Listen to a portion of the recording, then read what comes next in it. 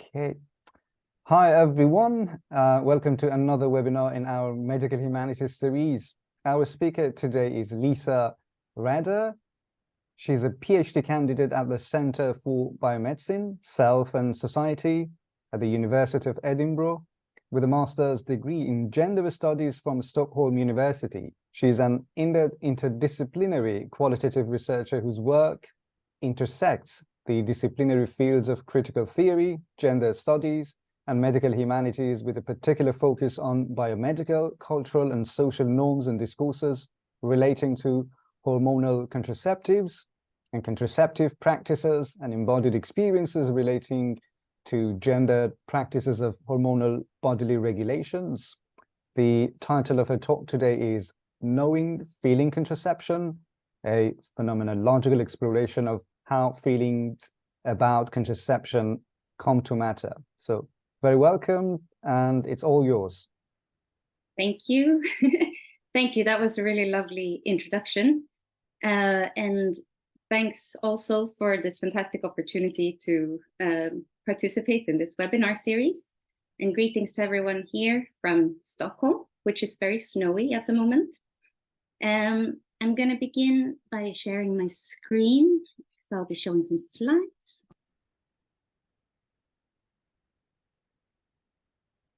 Are you able to see that? Perfect. Great. All right. So broadly speaking, my research bridges medical humanities, critical theory, and gender studies. And I use qualitative research methods to explore contraceptive discourses, practices, and experiences, but also the way that they interrelate. And today I'm going to talk about my PhD research project, which examines how contraceptive providers and lay people at a sexual health clinic in Stockholm make sense of contraceptive practices, recommendations, and decisions. And I also look at what are the factors that influence how people perceive and experience contraception, and how or in what ways these factors orient contraceptive practices in these groups. So the title of this talk, as you may have recognized, paraphrases or hints at a couple of important theoretical works that have inspired how I approach this research and the way that I engage with my research data. So it's a reference to works by Eve Kosofsky-Sedgwick, Karen Barrett, and Sarah Ahmed, and I sort of shamelessly combine them all in the title to get a key message across, which is that, first of all, the phenomenology of contraception matters for how people make sense of contraceptive practices and decisions. And secondly, that it matters also in a material sense, meaning that people's knowledge and experiences of contraception materialize as contraceptive orientations, and they shape people's contraceptive preferences and priorities. And the title also foreshadows another argument that I will be making, which is that knowing and feeling are experiences or experiential processes that are interrelated in the context of contraception for participants in this study. Before I get into the details about the PhD project itself and the findings, I'm going to quickly address some of the terminology that I'll be using. And after that, I'll take you on a little time trip back to 2014, which is when I first became interested in this research topic. And I'll also give you then a brief overview of some research background and the context that motivated my PhD research. So some terminology. Well, I'm going to be talking about contraception, and the ones that I'll be talking most about in general are OCPs, which are oral contraceptive pills, and LARC methods, meaning long-acting reversible contraceptive methods. And examples of LARC are intrauterine devices, which are shortened to IUDs, and hormonal implants. So those are some common abbreviations that will reoccur throughout. And I also want to address that I'll be using terms like women and the female body at times. And this is in reference to dominant contraceptive discourse and the ways that hormonal contraceptive methods have been developed and promoted specifically towards cis women. but it's very important to note that people of all genders use contraception. So in 2014, I was in my second semester as an undergraduate in gender studies at Stockholm University. And at that time, I encountered an article in the Swedish newspaper, which was titled, "New Research Study Aims to Dismantle Oral Contraceptive Pill Myth."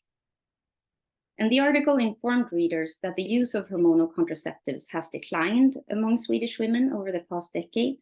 And the article notes that the most common reason that women decide to not use contraceptive pills are either previous experiences of or worry about potential side effects, such as weight gain, mood swings, decreased sex drive, embolism, etc. So set against this backdrop, the article goes on to describe an at the time ongoing research study that aimed to, quote, tone down the risks of OCPs. And the article also interviews the study manager, who states there that it's common that women blame experiences of unwellness on their OCPs, and that women's fear of hormonal contraceptive use is unfounded. She then continues, and I quote, "It's a problem that young women stop using OCPs because of fear concerning side effects. We have a high abortion rate in Sweden, and we want to counteract that," end quote. And the reason that I share this story with you is that it illustrates a paradox in how hormonal contraceptive methods are commonly portrayed, as contraceptive use is simultaneously framed as a liberating practice and an individual choice, but it is also framed as something that women should do and that they should want to do, or at least not have negative feelings toward. Since the release of the oral contraceptive pill on Western pharmaceutical markets in the 1960s, hormonal contraceptives have developed into a normative biomedical method for regulating female bodies and fertility. And the biomedical promotion of contraception typically employs language that is used by feminist and women's rights movements and frame hormonal contraception as a self-evident tool for achieving gender equality and women's sexual emancipation. Common examples of feminist discourse in the promotion of contraception include terminology like women's choice or the right to choose, and different versions of contraception as enabling women to take control of their bodies and fertility through hormonal self-regulation and governance. When you look closely at biomedical contraceptive discourse, control is closely related to contraceptive efficacy, meaning that the safer contraceptive method is in terms of its efficiency to prevent pregnancy, the more control users are presumed to experience as a result of their contraceptive regimen. And following this rationale, pharmaceutical companies and contraceptive providers report increased efforts to promote LARC methods over the last decade due to their contraceptive efficacy. And in these narratives, LARC methods are framed as the safest contraceptive methods available, but they're also framed as the most desirable or preferable methods for all contraceptive users. And although these narratives do invoke or refer to affective effects of contraceptive use, like the promise that people will feel safe or feel in control, the role of affect or feelings in shaping lay people's contraceptive priorities remains largely untheorized. And the same goes for the ways that affective engagements with contraception are used as epistemic resources in lay people's contraceptive knowledge production. But what we do know from previous research that has engaged with attitudes and practices among contraceptive providers is that they typically view lay people's feelings about contraception as potential obstacles to good or well-informed contraceptive decisions. And they frame negative feelings like fear or worry as particularly problematic, as they are understood to reflect lay people's inability to sufficiently assess medical information regarding, for example, side effects or health risks. By framing negative feelings as an effect of lay people's lack of biomedical knowledge, feelings about contraception become barriers to contraceptive use that providers then must manage in order to increase contraceptive compliance and facilitate well-informed contraceptive decisions. And the logic inherent to this biomedical discourse is that well-informed contraceptive decisions are those that align with biomedical recommendations regarding contraceptive use and that are not influenced by how people feel about contraception. So now I'm going to move on to talk about the research project and share some findings with you that, in my opinion, trouble this rather dualistic understanding of feelings versus knowledge in the context of contraception. So for this project, I recruited participants through a sexual health clinic in Stockholm, and I conducted 25 semi-structured and in-depth interviews between February 2020 and June 2021, so mid-pandemic sort of. And 7 of those interviews were conducted with midwives who worked at the clinic, and 18 were conducted with clients at the clinic who had participated in a contraceptive consultation. The questions for both groups revolved around perceptions and experiences of contraceptive methods and practices, and also explored factors that influenced contraceptive recommendations and decisions and shaped the participants' contraceptive priorities. And in my analysis, I employ a theoretical framework where I combine phenomenology with Foucauldian concepts. And my purpose for using this type of framework is that it allows me to pay attention to lived experiences of contraception, but also to the biocultural context that these experiences are situated within. And this means that I try to approach discourses, practices, and experiences that relate to contraception as interrelated biosocial phenomena. For the rest of the talk, I'll be drawing from the interviews that I conducted with clients, and I will specifically focus on the ways that they experience and articulate control in relation to contraception. And theoretically, I will use Sarah Ahmed's concepts orientation and objects of happiness to show that lay people's contraceptive knowledge and affective engagements with contraception orient their contraceptive priorities and their decisions. So, according to Ahmed, objects become objects of happiness through a history of associations, where happiness becomes attributed to and associated with certain objects or life choices and not with others. And similarly, contraception as biomedical objects are enmeshed in a history of biocultural associations, which relates contraception with particular values like gender equality, freedom, and control. Associations like this between objects and words work to move subjects toward or away from objects based on the promised relation between the object and specific experiences. And Ahmed uses the example, if you do this, you'll be happy. But in this case, you could use the example, if you use contraception, you will be in control of your body and fertility. And for the sake of time management now, I will not elaborate today on the ways that biomedicine and neoliberal ideals frame practices of self-governance and control as a normative common good.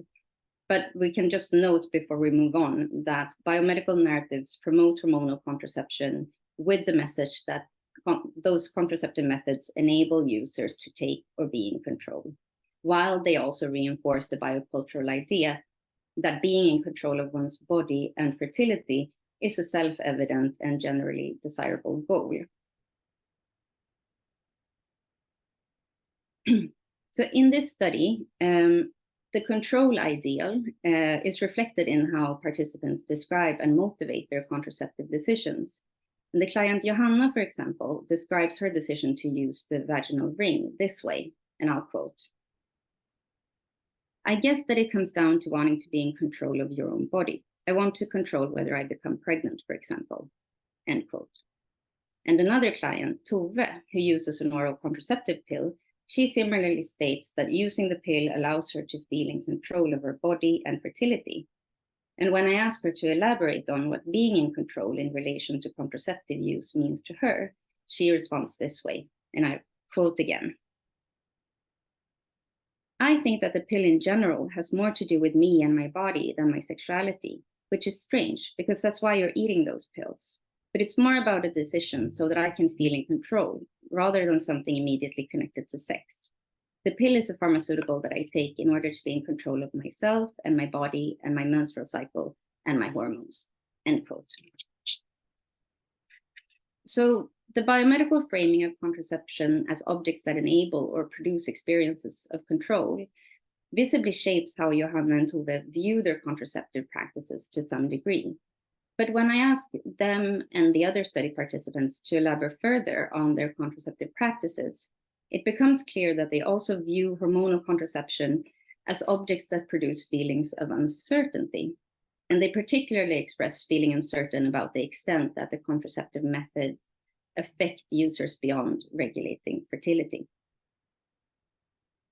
And in response to this uncertainty, they describe engaging in contraceptive practices that deviate from those recommended to them by contraceptive providers or in clinical guidelines. One such example, which numerous participants describe, including Johanna and Tove, is the practice to occasionally pause contraceptive use and assess or track potential changes in their bodies and sense of self, and then to compare those experiences of being on and off contraception. Pausing contraceptive use is a practice that provides them with experiential and bodily feedback, and this feedback enables them to feel more aware of how they're doing on their contraceptive method, and as a result, to also feel more in control of their health as well as of their contraceptive regimen.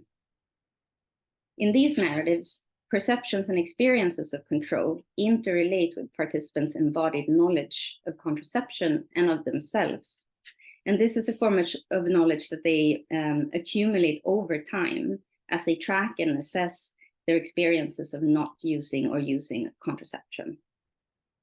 And for them, it is the ability to monitor and interpret bodily responses to contraceptive use that produces the desired affective effect of being in control, and not, as the biomedical framing suggests, the contraceptive method itself. For some participants, the desire to feel in control of their body and health effectively orients them away from using hormonal contraception altogether. Angela shares that she decided to use the copper IUD precisely because it was hormone-free, and she describes it this way. And now I'm quoting now. I don't know if my arguments are very good, but I do think it's about a need for control, maybe. To know that I have a period feels like a natural thing.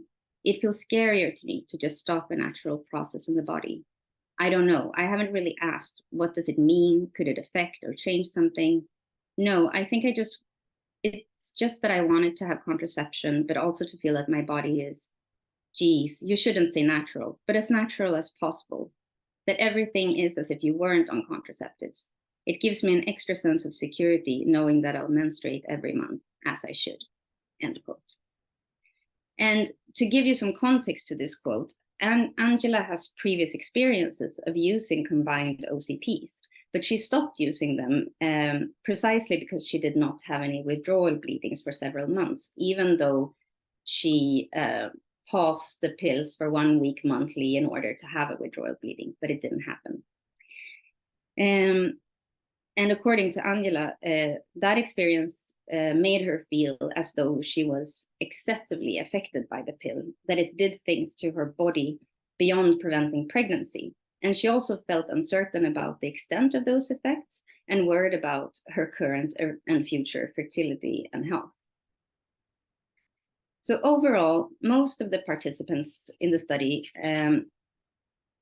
described that they did not experience their periods as problematic, and they typically described menstruating regularly as a sign of health, which allowed them to feel more in control of their bodies. In their accounts, hormonal contraception and LARC methods in particular emerge as objects, not as objects of control, but rather as objects of risk, as they may produce experiences of losing bodily control rather than gaining it.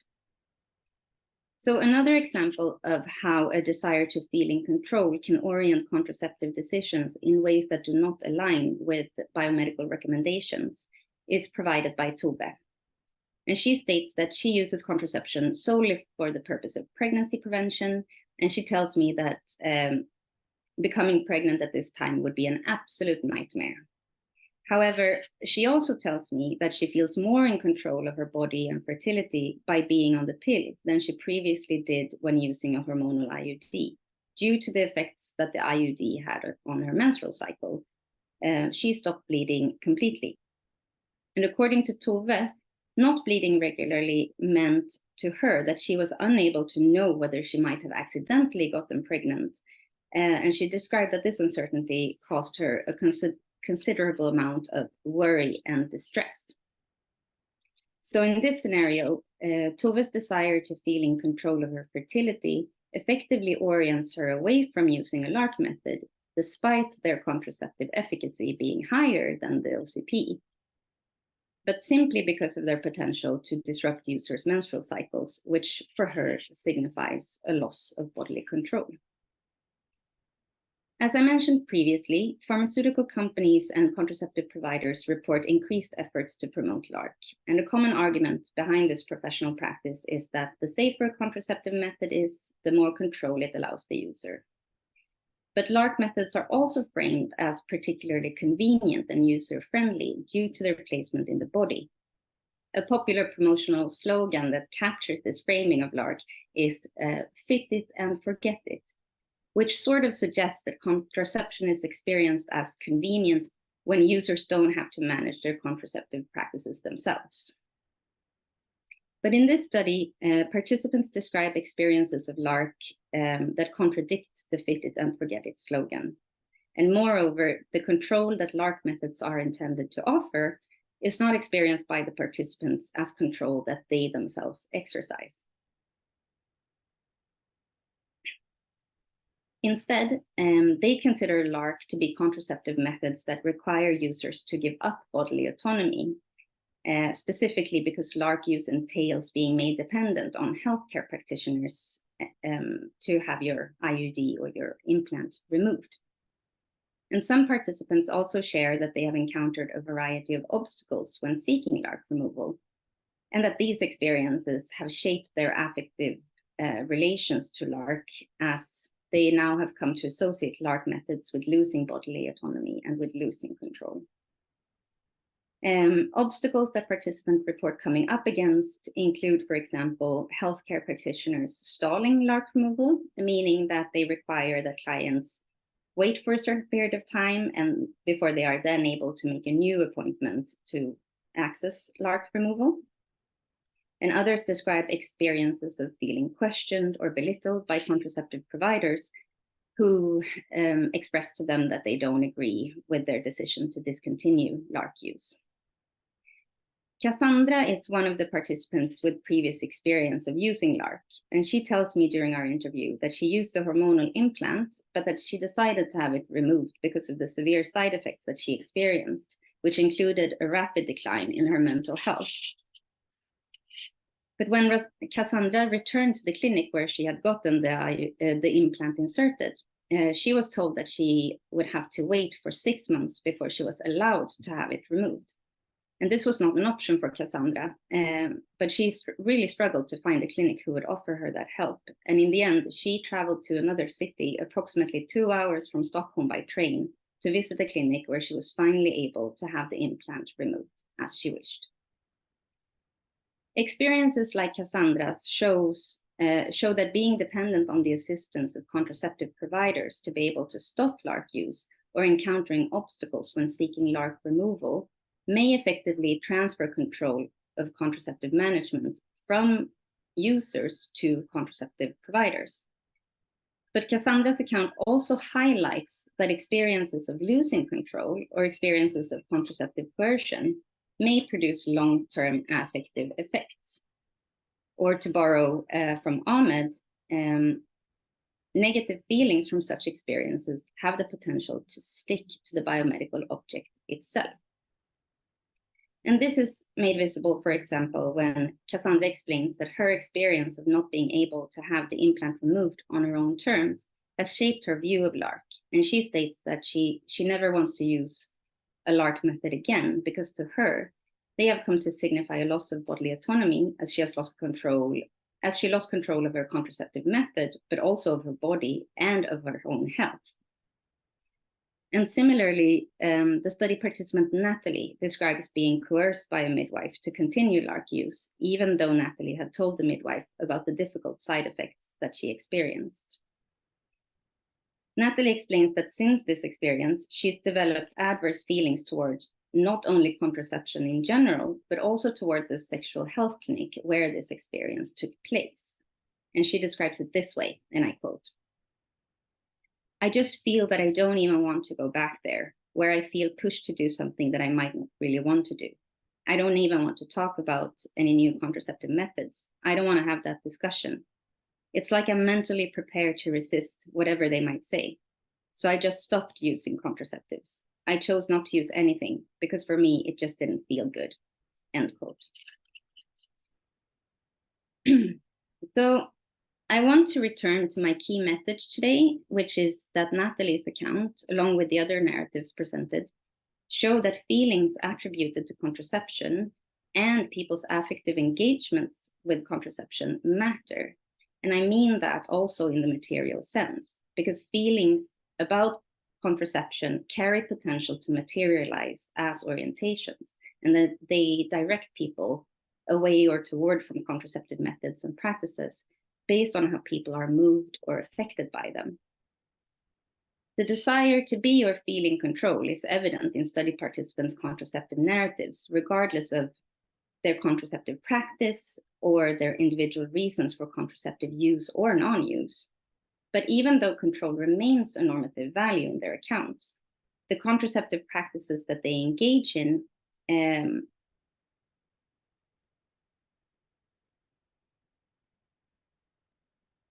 I'm so sorry.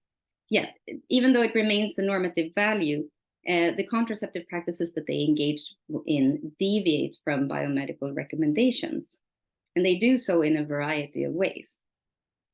The participants also make sense of their contraceptive practices by drawing from their affective and embodied experiences of contraception and of themselves. And they use these experiences as epistemic resources to produce contraceptive knowledge that is relevant for them, and that takes their own contraceptive preferences into account. In conclusion, contraceptive knowledge and affective engagements with contraception interrelate in these contraceptive narratives, as participants draw from their contraceptive knowledge and feelings about contraception to inform and motivate the decisions that they make. And these experiences of knowing, feeling contraception also produce potential for the study participants to negotiate and at times even challenge biomedical representations of control in the context of contraception, and also of how control in this context can or should be achieved. And that's it for me, I think. Thank you so much. Thank you very much, Lisa, for this very timely and felicitous topic, which speaks to many women around the world. I'm sure that many people, many women would relate. So thank you very much for this fascinating, lucid presentation. Now I would like to take some questions.